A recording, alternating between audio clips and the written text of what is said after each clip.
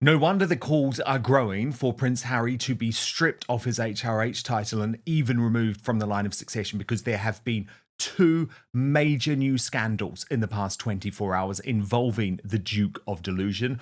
One in a British courtroom, the other involving his second crisis-ridden American charity. And we're going to get to all of that in just a moment with our Royal Mastermind Angela Levin.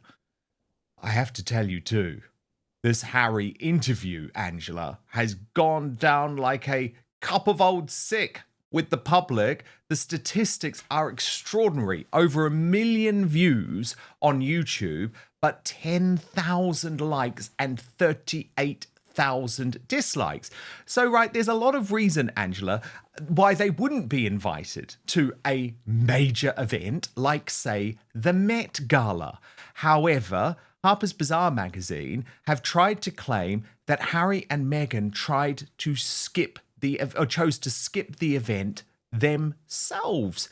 They say despite friends like Serena Williams and Mindy Kaling being in attendance, Duchess Meghan, I mean, how ludicrous, and Prince Harry were nowhere to be seen when the 2025 Met Gala red carpet was rolled out. The pair have never been to the annual event, and if there was ever a time for them to be on the guest list, it seemingly would have been now.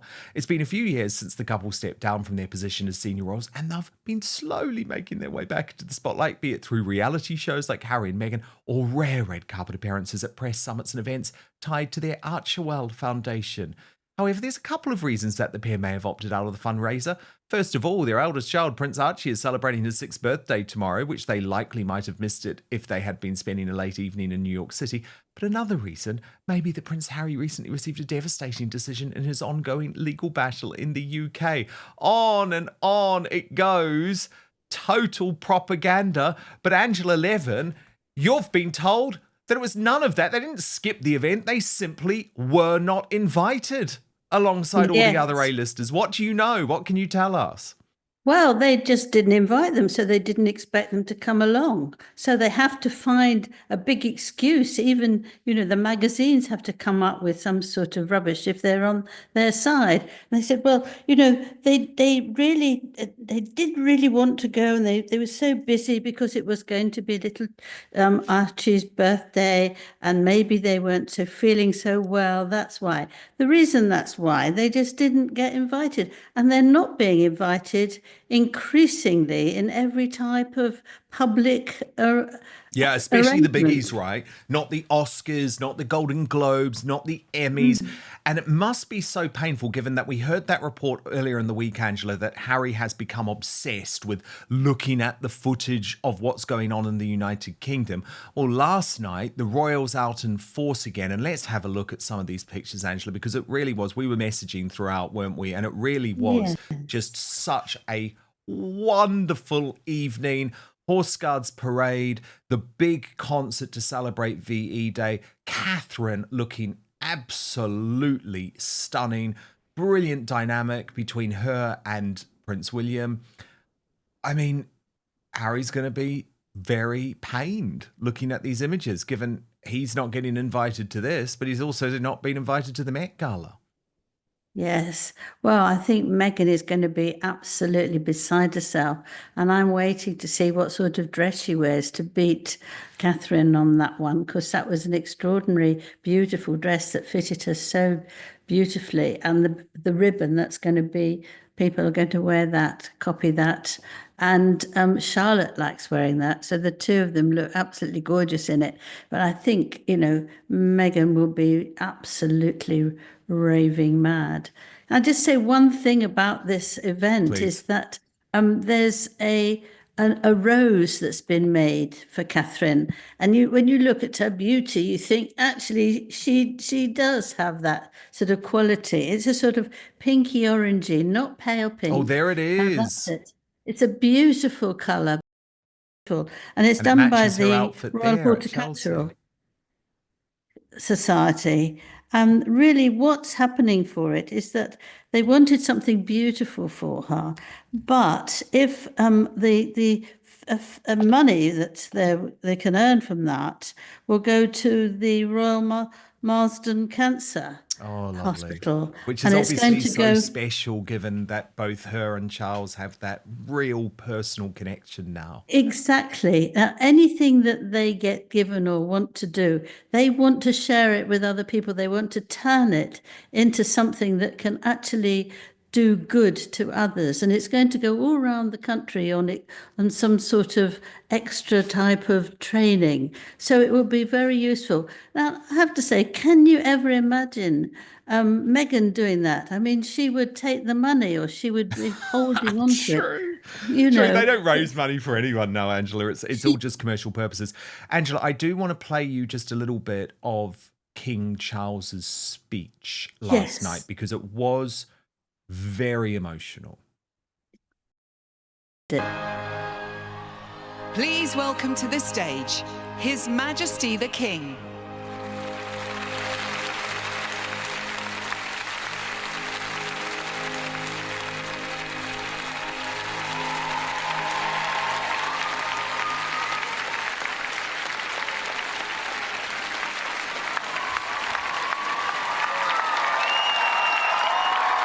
It was really special, a huge reaction, wasn't it? Which would have meant a lot to the king, given what he's going through. Amazing.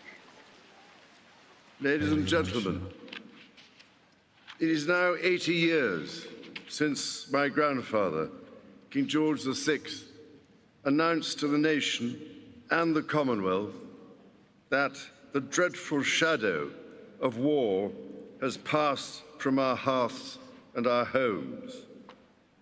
The liberation of Europe was secured. His words echo down through history as all this week, and especially today, we unite to celebrate and remember with an unwavering and heartfelt gratitude. And Angela, what's so special, I think, about what's happened this week at VE Day is that Prince George has been introduced to official royal engagements for the first time. And this Wasn't day that will mean a wonderful? lot to him because he was on duty with his grandfather and his father. Yes. I mean, it's so moving that, but he seemed to really enjoy it. He has come across as being quite shy and, a bit nervous about being chatting. But I think having gone to with his father to lots of football matches, he's learnt a bit how to speak to adults. And apparently he was asking all sorts of questions, how old were you when you went to join the army, And this man of 101 said to him about 18, he said, what did you do? I mean, he was really interested, and he also asked a lot about the equipment that they use because he's fascinated by that too. And you think, what a wonderful couple that they've brought up this boy so far. They haven't pushed him, and that they've encouraged him to find something that Totally. he'd really be interested in, and actually he could move on from It's that. just been He'll be wonderful so proud of all himself. week, Angela. It has been wonderful. And we've seen the real purpose of the royal family and what they meant to the United Kingdom, especially during World War II. But unfortunately, Angela, we cannot deny the dark shadow that has been cast over the event by Prince Harry and that deranged Yes. BBC interview. It's hung over, unfortunately, all week long. And now Harry's friends speaking out. This is highly significant, isn't it? A real intervention from Ben Goldsmith, who has told the Daily Mail on the record, Angela, tragic but true, Prince Harry's behaviour is unforgivable. And But then, that's what a word that is. What a word yeah, that is for a exactly. close friend. And then other Unforgivable. friends, Angela, being even more scathing, but off the record, with one friend telling Richard Eden, I don't know what's more disgusting, Harry's comment about his father's health or his suggestion that people want him dead. It's very sad, but we all know that he doesn't want to hear things he disagrees with. So again, this feels like quite a seismic moment. I think it is really. And I think that the fact that it happened from the BBC on that day was all planned. And so it would spoil and take something. out of what was going to happen. And they didn't wait. They could have waited a week and he could have said something then. However ghastly, it couldn't have been ghastly that just before. But I think that the royal family was so dignified, and they decided that they would really enjoy it. And so they've not swallowed it, not taken much interest. But in their hearts, they must be very, very upset that he tried to spoil what they were doing at such an important week in one go. No, I know, Angela. I know. And goodness me, scandal is just following this guy. Scandal is following this guy. So 2 major news scandals, Angela, believe it or not, in the past 24 hours. Now, I actually want to kick off with the one that I think is by far the most shocking and for some reason has received such little coverage. And this is the African Parks charity scandal. This is one of Harry's main charities. Remember, all of the attention at the moment has been over Bali and his fallout with Dr. Sophie Chandoka. But indeed, what's going on at African Parks is so terrible, so revolting. He hasn't been asked about it. Why didn't the BBC ask him about it in that interview? Because the charity itself, Angela, has now admitted that these human rights abuses have been going on. Let me just take you through the reporting from the Daily Mail, which did first break the story. Prince Harry's African charity admits human rights abuses after rainforest families said their rangers raped and beat tribes people. Prince Harry, who was the president of African Parks for 6 years until being elevated to the governing board of directors 2 years ago, so still highly involved, is said to be fully briefed on the scandal and has been involved in bringing about change to deal with the issues. The findings are another blow to the Duke of Sussex after his Bali charity was engulfed by scandal when he resigned from the board and its chair Sophie Chandoka accused of harassment and bullying at a scale, a claim that is denied.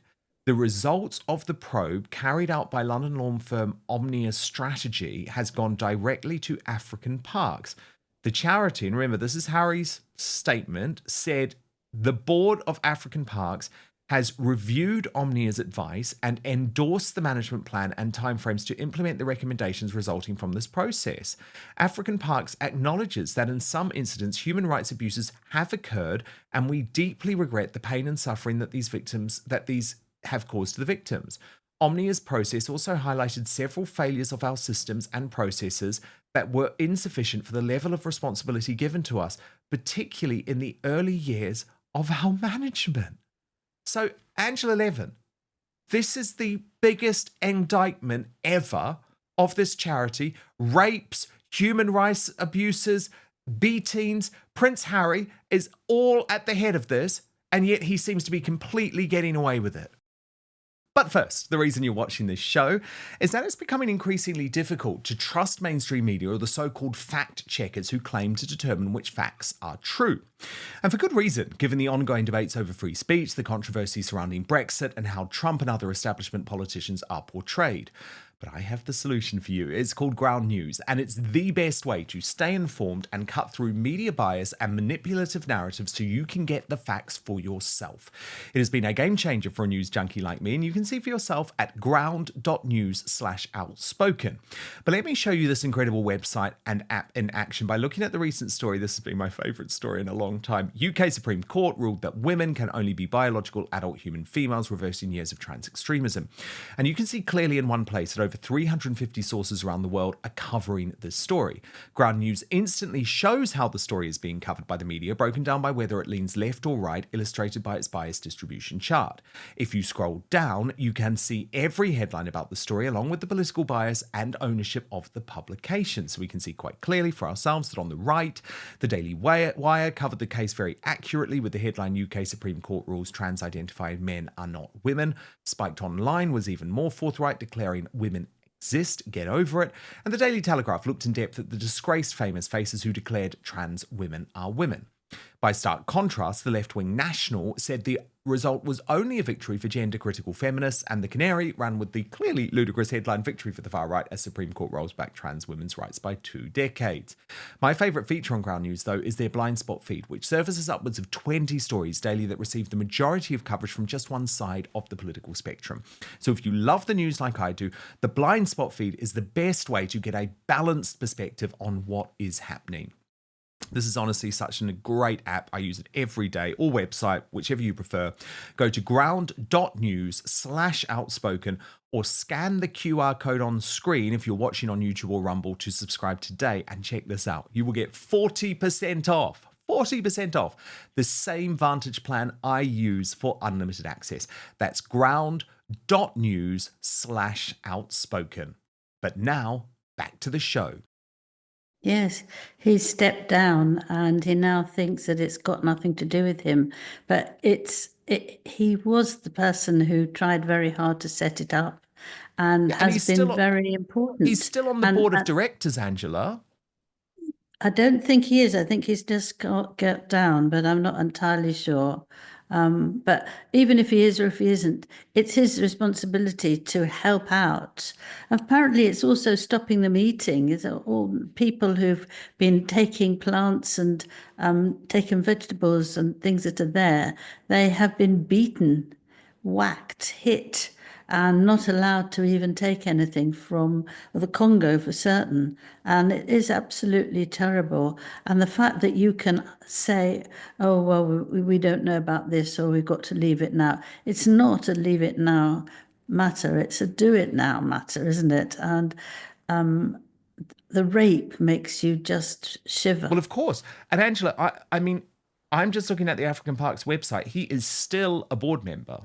So, he is. I mean, this is I read his today responsibility. Wasn't, Well, I think what had happened, he had been elevated to the board. So he'd sort of been moved actually up into a higher position. So if you're on the board and this is going on your watch, I just think it's so terrible. I think it's so terrible. And you've got the BBC sitting down with him, and apparently we're told no questions were off limits. And they do this softball interview with him where he repeats all of these lies about the royal family and all of these lies about people wanting him dead and all of these ridiculous slurs about his family. They're all repeated, but no one actually asks, you are responsible for a charity that has actually been causing human rights abuses. What are you going to do about it? I mean, this is the problem with someone who just uses charity for their own purposes, and he has done for so many years, Angela. Now, I'm not going to criticize him in the early days before he met Meghan. You're obviously his biography. I know he was very passionate about this, right? But it feels like, tell me if you think I'm wrong, but it feels like since he's met Meghan Markle, his eyes have been off the ball when it comes to both Centre Bali and African Parks.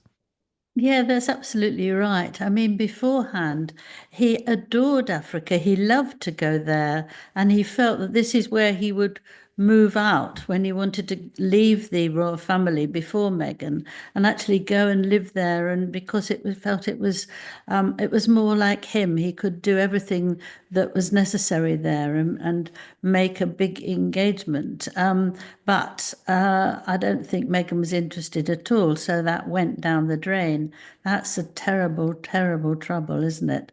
That didn't suit her. She wants to go where there's smart people, rich people, nothing that's really down to earth. I mean, she was very cunning because I think it was their third meeting, because they keep that bit hidden, that she suggested that they went to Africa and laid under the stars.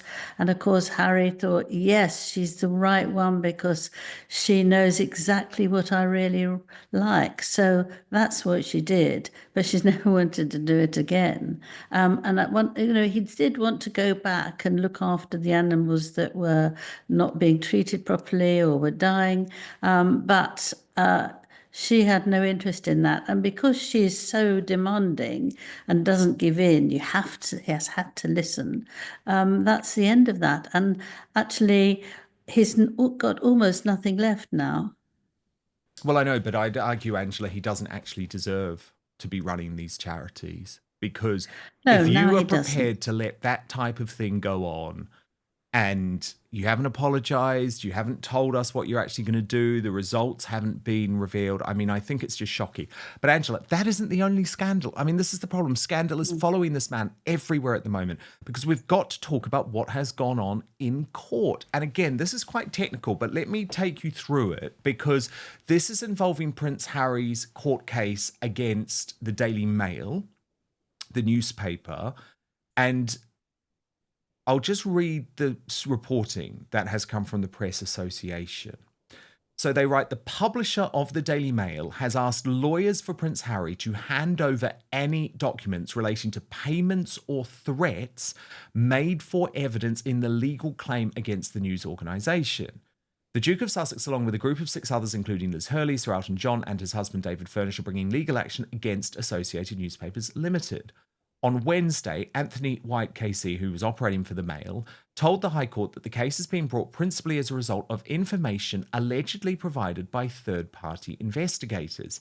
He asked the court in London to order the group's legal team to, quote, search for and disclose any documents that relate to payments, royalties, or inducements paid, provided, or offered, or any demands or threats made in order to obtain documents, information, or other cooperation. In a written submission, White said a limited number of documents had been disclosed which showed that payments were made or offered to procure evidence and invoices, but there is good reason to believe that incentives have been offered or paid by the research team more widely.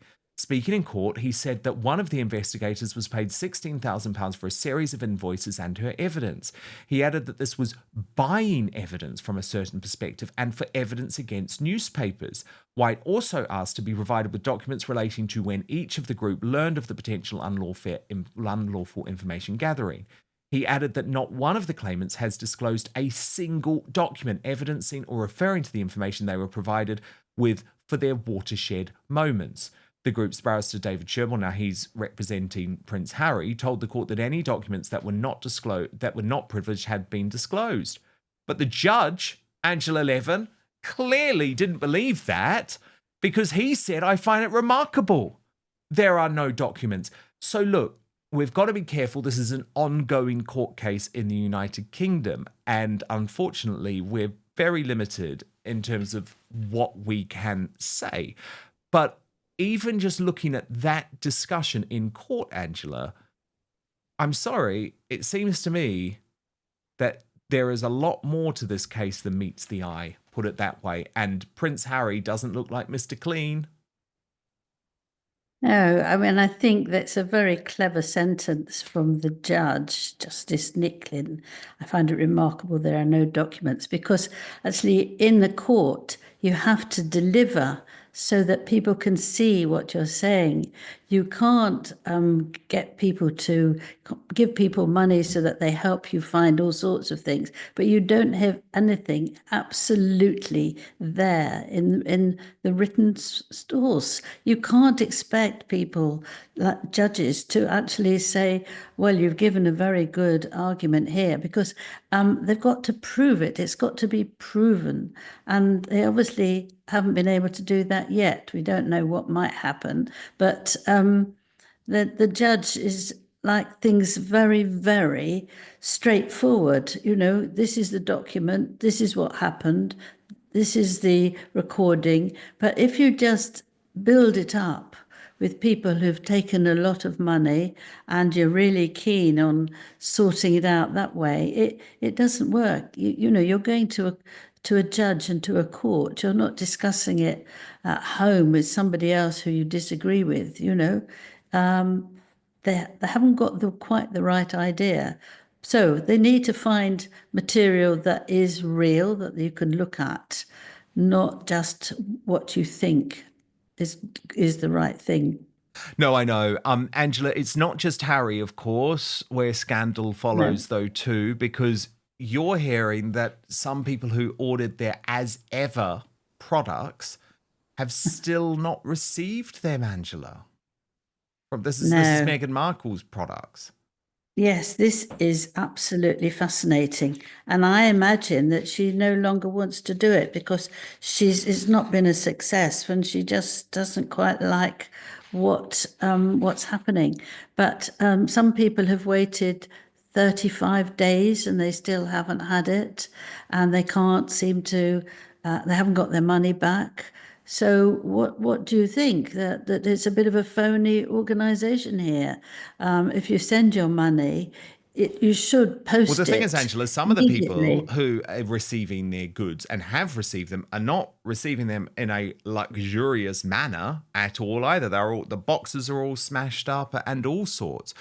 Angela, I did want to ask you, by the way, about this Piers Morgan appearance on a US podcast. I thought it was fascinating. And while we're listening to this, Angela, I want you to think of the same thing. So Piers Morgan was asked, if he did get the opportunity to sit down with Meghan Markle and Prince Harry today, what would he ask them? Watch this. Making sense. I have not. Do you think you should interview her? I feel like that would I'd be... love to interview her. It would be really And Harry. fascinating. Yeah. Let's get them both in front of a camera. I have a few supplementary questions. First question would be, so let me get this straight. The royal family were racist about the skin colour of your unborn baby. This is what you said to Oprah Winfrey.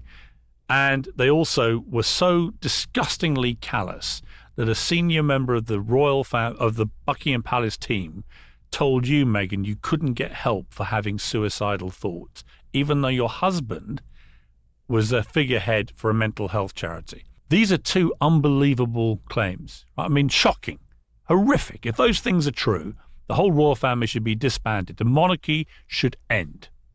An odd thing happened. Prince Harry writes his book, full of incendiary claims and allegations. Do you know the two things that he didn't put in the book? The racism and the mental health stuff. It was like it never happened. And when he got asked about the racism, he said, oh, that was a media invention. So my first question would be, what happened to those claims? I think the damage those two have done to the royal family has been incalculable. The fact they were doing it as Prince Philip was dying and then the Queen was dying. The fact that King Charles has cancer now and doesn't speak to his son. I mean, all of it is horrendous. And here they are over here in California running around using their royal titles to make millions of dollars. And it's sickening.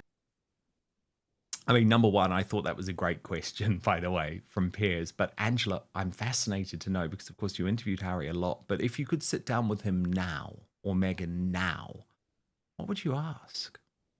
Well, with Harry, my immediate question would be, look, I understand that you want to get back to the better time with your father and the royal family, but why are you being nasty without giving it even a chance? I don't understand that. Would you mind explaining it to me, please?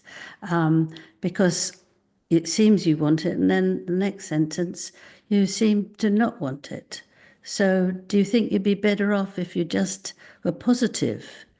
The other thing was that I think that, why don't you want to apologise? You want your father to apologise, you want your brother, half-sister, everything you want to apologise, but you haven't apologised once about anything. So do you feel you should come up to that level and say something that would open it up for them? I don't understand why you're shutting the door. As for Meghan, I would let it run and run and run and run. And she'd do it for herself to sound so me. And she would just tell a whole load of lies as she talks, and she'd slip up quite a lot. And I would leave it and just listen and nod. And I think those would be my two things. Fascinating. Oh, I'd love that to happen, Angela. I really would. I really, really would love that to happen.